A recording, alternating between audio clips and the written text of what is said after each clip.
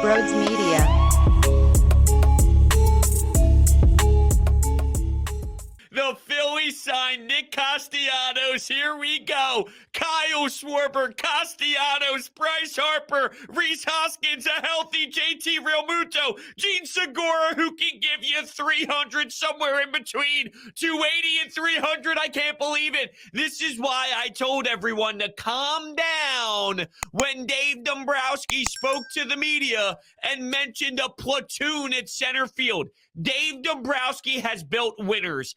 Dave Dombrowski is a very smart baseball mind. He knows how to put a winning product on the field. He understands this game. And if he was going to tell you that that was their mindset, there's a reason why that is. There's more moves to come. I tried to explain to everyone, just breathe. We will be just fine. None of the big fish that we were looking for was off the board yet. And now you got yourself a professional, pure hitting type of lineup to the point where they're going to be a disaster defensively. We are aware of that.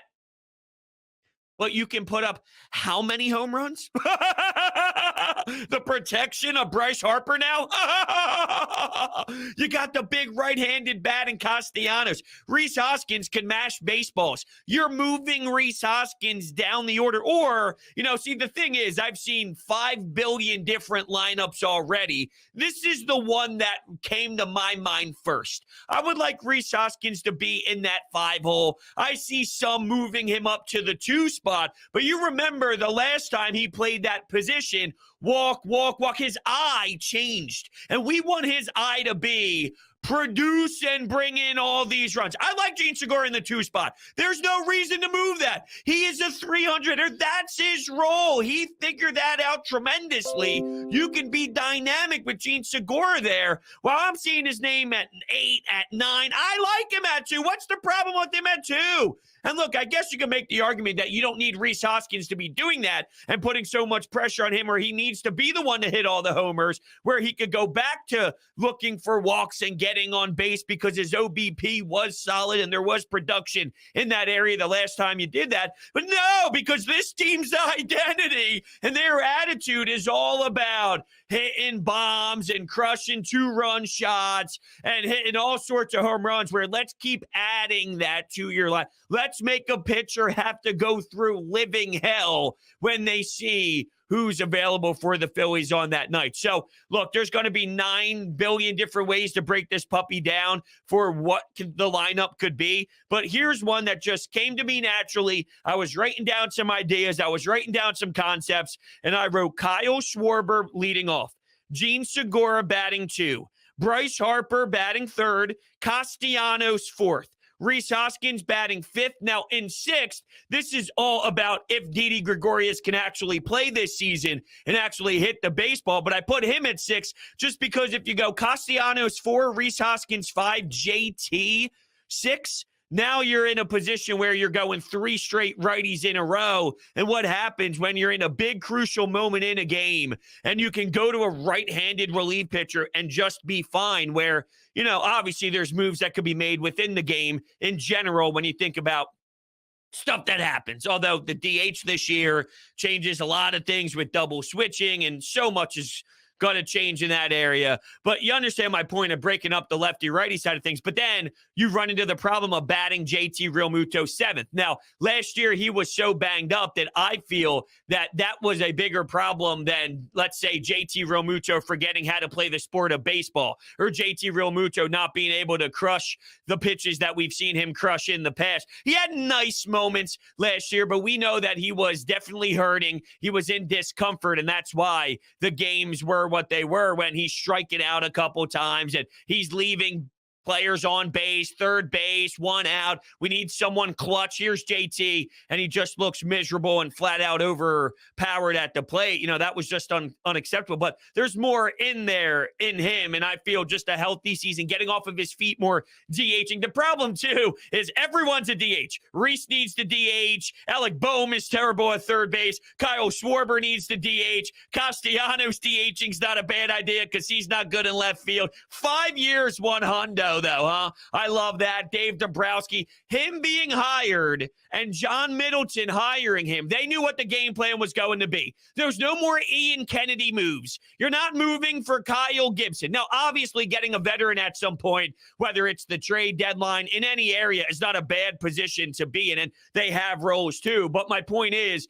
last year at the deadline, that was a 1 foot in, 1 foot out move based off of where they were, though. They weren't willing to pay into the luxury tax just to be a team to fall short anyway. Well, when you study and analyze what these other teams are doing, the Atlanta Braves nonstop making moves, and you think of the New York Mets spending a lot of money to upgrade as much as they possibly can in each position on the field, and Steve Cohen going berserk and willing to spend $7 billion per player. Good for him. We'll see if it ends up panning out for those New York Mets, who always seem to struggle. When you hire Dave Dombrowski, it changes John Middleton's concepts. And everyone called John Middleton cheap. He's cheap. He's not willing to pay. Stop it. That's not true. It's not true. It's not factual. He spent a lot of money, and he spent more than most teams in baseball. There's a couple teams that spend more than him, but other than that, if you're in that percentile, John Middleton is willing to open up his checkbook and say, Dave, go get who you need to get. He'll spend you enough money to win. He will. And he has spent enough money to win. It was just played out poorly and distributed poorly. So to make up for those issues that happened in the past with Matt Klentak, Dave Dombrowski says we got to buy this thing while still reshaping the organization with Preston Mattingly, with Brian Barber. See, in baseball, it takes a while to get that system that we're looking for, because being in the bottom percentile of prospects in Major League Baseball is an embarrassment, and they need to get better. And by the way, I watched spring training today while there was so much March Madness going on, and I had my TV set up. Here I'm off to the side with my iPad, and I'm nonstop watching the Phils. Bryson Stott gets a single, which was magnificent, through kind of the middle of the field, a little bit towards second base. But here I am jumping up and down, fist pumping due to a Bryson Stott single that ran through the infield. Oh, I can't wait. But anyway, you get yourself going with building within, changing where everyone's on the same page now, while still attacking the legitimacy of Bryce Harper's prime,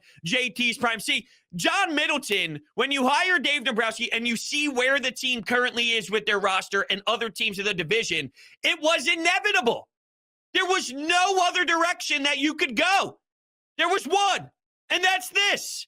So that's why when you objectively remove how upset you are that the first day you're hearing that they're going platoon in center field, and they're talking about Didi and Alec Bohm almost going platoon at third base as well, and they're being, I guess, really Didi trying to beat out Bohm, but Bryson Stott at shortstop. But there's obviously some sort of competition happening on the left side of the infield. There was only one real path here.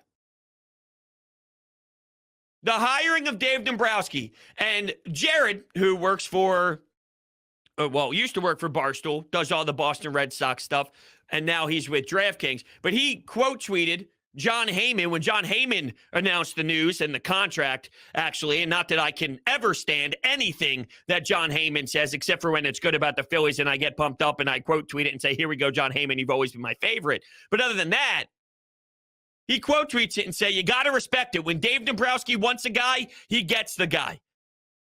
When he has his mind set and targeted a player, he's going to get that said player. Exactly. We need to stop pretending. And I've already witnessed this and have already admired it from a distance. It's time for everyone else to get on the same page and understand who Dave Dombrowski is and how talented he is in his craft.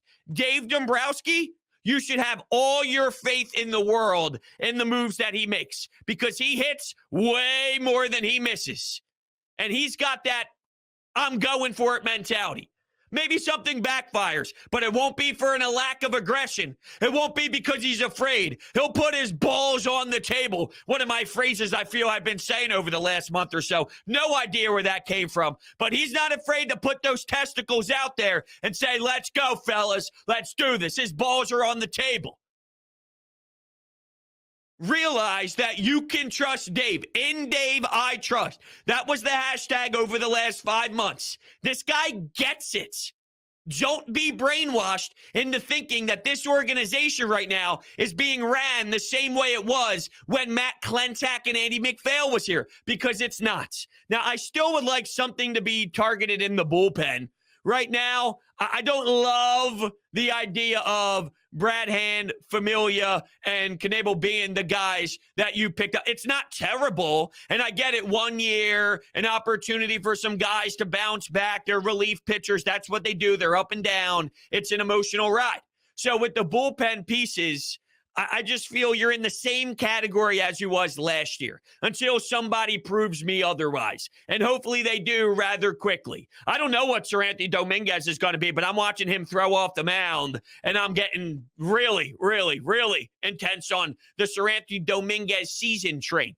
As if Seranthony's going to come back determined, prepared, and he's going to prove everybody that he's still got something left in that. Because if you remember where he was a handful of years ago, we were enamored like no other, and he was throwing gas, and it was truly exciting. We got $10 from Cosmicon in the chat donated. Thank you so much. I can see it now, Brodes. Bases loaded. Castellanos up to bat and bam, and there's a drive into left field, and that'll make it a 4-0 ball game. I don't know if I'm going to be putting on this headset again. Oh, man, that's not funny. It's not funny. It wasn't a funny moment, but it is funny at the same exact time. It's not funny. It's not funny.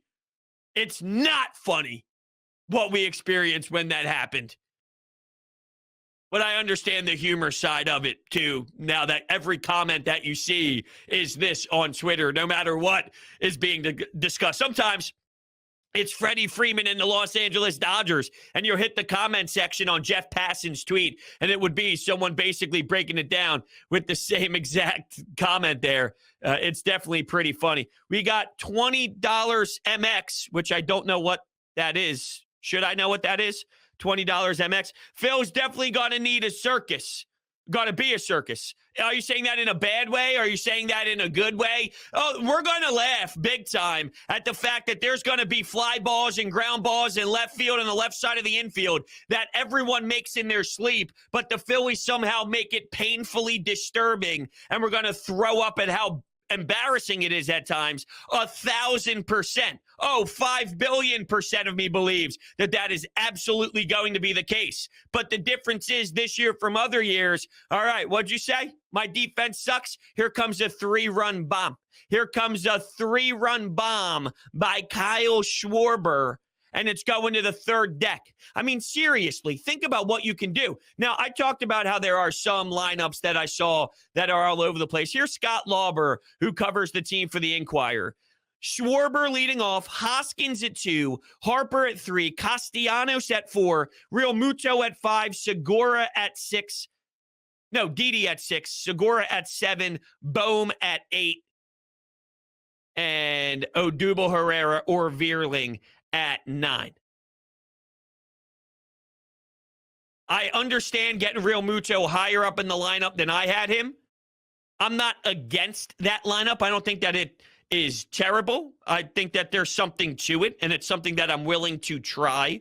Here's Rob Motti, who used to cover the Phillies. Now he's all NFL mode, but he has Real Muto leading off, Harper batting 2. I don't like that at all. Harper's number batting 2 is way worse, and it's kind of bizarre that it is that off compared to what else he can do in this league. So if you go to his stats, I might as well bring it up at this point before I continue. Good old baseball reference. It's good going to baseball reference again. I'll tell you that for free. So in his career, batting in the 2 spot in the lineup, he hits 249, batting third, 287, and batting fourth, 291. So it's definitely a drop-off. And even when he bats leadoff, which he only has 36 games doing so, he hits 271. So that second spot in the lineup just does not carry the same way as some other areas. So I don't know if I want to do that, but that doesn't mean I'm anti leading Real Muto off, I guess. But I like Schwarber leading off more than Real Muto. I don't mind Real Muto batting second, but I feel Gene Segura has solidified that role and what he's capable of doing. Here's the second option for Rob Maaddi from the front start of this lineup. Schwarber leading off, Real Muto 2, Harper 3, Castellanos 4, Rhys Hoskins 5, Didi 6, Segura 7, Bohm 8. So it seems that there's a thought of getting Segura down the bottom of the lineup. And I think if that's the case, if you have a 300 hitter down there, it just shows you the depth. Odubel Herrera, make fun of him all you want about how bad he is, and he makes boneheaded mistakes nonstop, to be fair. He's a 260 hitter, very streaky, very up and down, but he'll give you 2 weeks of, wow, there's some pop in the bat. He'll follow that up with 3 weeks of, whoa, get him off the field right now. But I'm just saying, if you're going on a stretch where he is doing his thing, maybe Schwarber has a hot month. And that's another part of this too, where if Schwarber's cold and Bryce Harper's hot and Castellanos is doing well, and, you know, you just look at your lineup where if someone is going through a tougher stretch, think about it. If Bryce Harper went cold at any point last year, they were done. They were screwed. He backpacked the entire franchise into that final series in September, where there was some excitement about the life of the Phillies down the stretch, which we haven't truly felt at all this season, or last season, or in a while, which sucks. You did have that. Bryce did that. Where now, if Bryce is a little cold, that's fine. You can have a Castellanos murdering 7 bombs for you throughout that time until Bryce is ready to rock. He's hitting 5 bombs, and now Castellanos cools off a tad, cools off just a little. He's hitting 2. Schwarber's leading off, giving you a homer. There's so much pure professional hitting in the line. Nick Maton, Luke Williams, Travis Jankowski. Let's be honest with ourselves. This was the crap that was being thrown out there. Now, I don't know what to expect from Bohm. I have no idea what to expect from Didi. I would really hope that the baseball gods let us get a Didi Gregorius that is very salvageable and very intense to where he was, close and intense like he was with some of his other seasons, because now that even adds another layer. I have to anticipate right now that, show me. I need to see it being proven before I jump all in this Didi Gregorius world of he's going to be back.